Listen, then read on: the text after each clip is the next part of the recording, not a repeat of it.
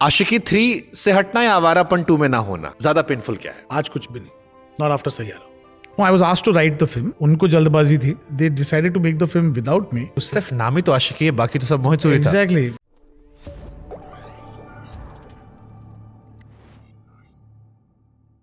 आशिकी 3 से हटना या आवारापन 2 में ना होना ज्यादा पेनफुल क्या है?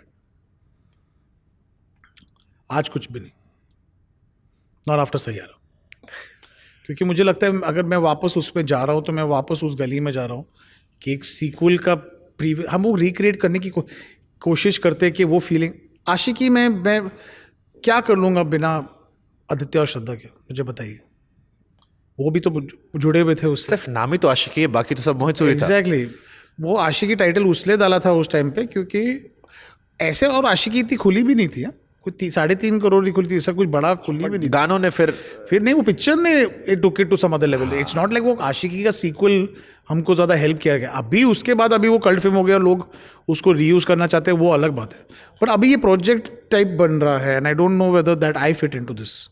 शायद other people do, I don't. Initially part of Aashiqui 3। No, I was asked to write the film and मुझे ना सर आफ्टर विलन ऐसा था कि नहीं यार, मुझे पहले स्क्रिप्ट लिखने दो। उनको जल्दबाजी थी, मैंने बोला नहीं, मैं स्क्रिप्ट लिखने से पहले अनाउंसमेंट नहीं करूँगा। तो they said we'll move on to another director. I said it's fine. So they moved on to Anurag. I have assisted him also. Dada is someone I really look up to. He's a really good director.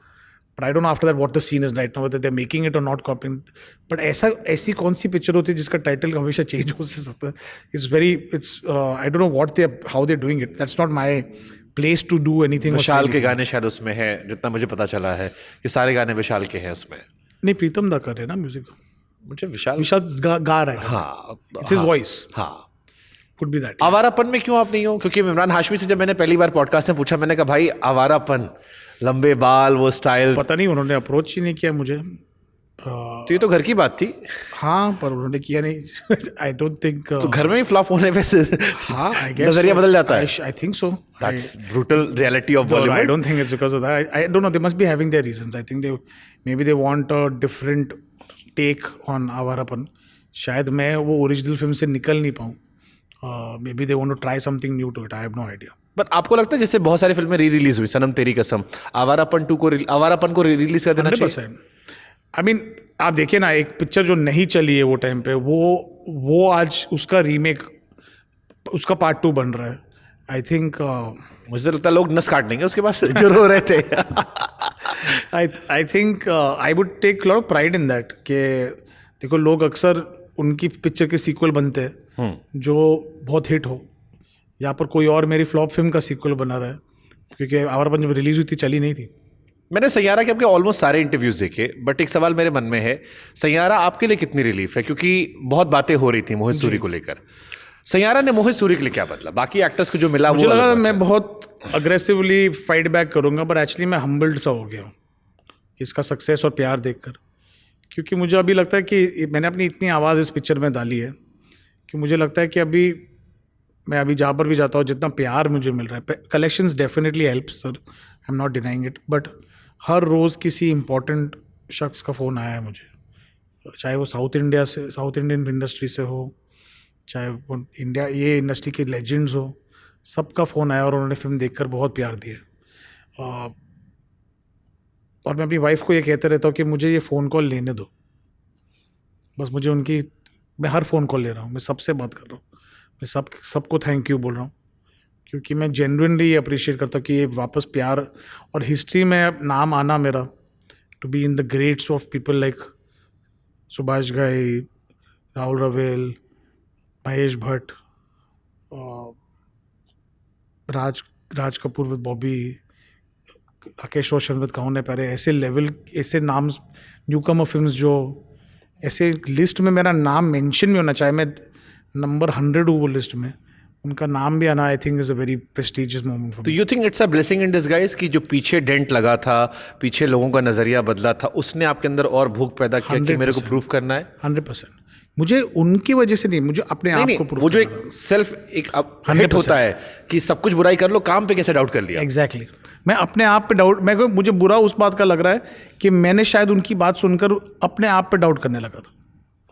But I think Saiyaara, these kids taught me, these youngsters taught me कि this is not what it is. तो I think Saiyaara ने मुझे बहुत liberate किया है, I think. अभी यहाँ से फिर प्रेशर नहीं आएगा कि अब फिर उम्मीद होगी, जैसे तुम ही हो आया, लोगों ने कहा तुम ही हो गाना चाहिए, अब बड़ी बजट की फिल्म गई है, या आपकी भी करियर की सबसे बड़ी बॉक्स ऑफिस कलेक्शन वाली फिल्म है, तो इसके बाद कैसे मैनेज करोगे अपने आप को, क्योंकि ये प्रेशर तो होगा. हमेशा ज़िंदगी में जब भी मैं पिक्चर बना, मुझे कभी वो एस्पिरेशन नहीं था कि मुझे इस कंट्री की सबसे बड़ी पिक्चर बनानी है. मुझे कभी ये एस्पिरेशन था और आज भी नहीं है, पर मुझे इस कंट्री की सबसे अच्छी पिक्चर बनानी है.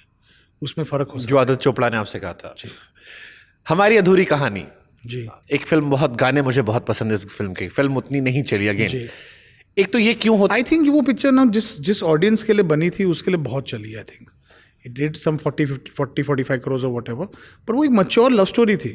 हाँ, did it do as good as Villain? No, it was not suppose to, it was not that kind of a film. तो मुझे, I mean, I am not denying this thing, but मैं वो picture से इतना नाखुश नहीं हूँ. मुझे लगता है मुझे विद्या बालन के साथ काम करने को मिला, which I think is the most beautiful human being in the world. I think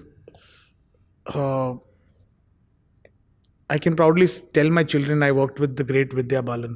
wow, It was not working with Imran Hashmi is any less, but Imran Hashmi भाई है तो, और मैंने बहुत काम किया था उसके साथ. But and Rajkumar Rao, what a fantastic actor. I mean, at that time लोग इतना उस पर इतना बिलीव नहीं, मेरे को उस टाइम से उस पर बिलीव था.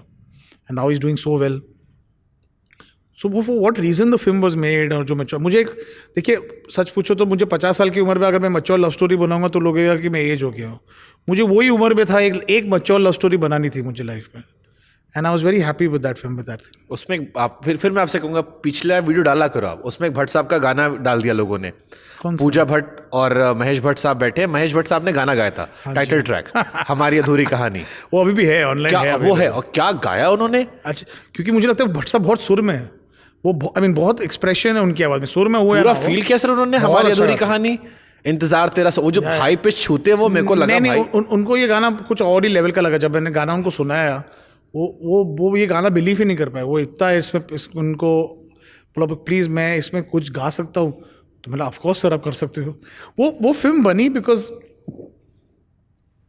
बहुत अरसों के बाद हमारी कंपनी में कोई डायरेक्टर भट्ट साहब को मिला था जिन्होंने उनके टाइप के सिनेमा बनाया था आशिकी 2 के बाद. क्योंकि हम लोग जहर, मर्डर, जिससे वो सब बना रहे थे between Pooja and Vishesh films, but Kalyug, but हम लोग वो जो भट्ट साहब का जो एक सिनेमा था, वो इमोशनल सिनेमा, वो आशिकी में आया वापस. आशिकी बिना गन के और मोहब्बत और वो सब.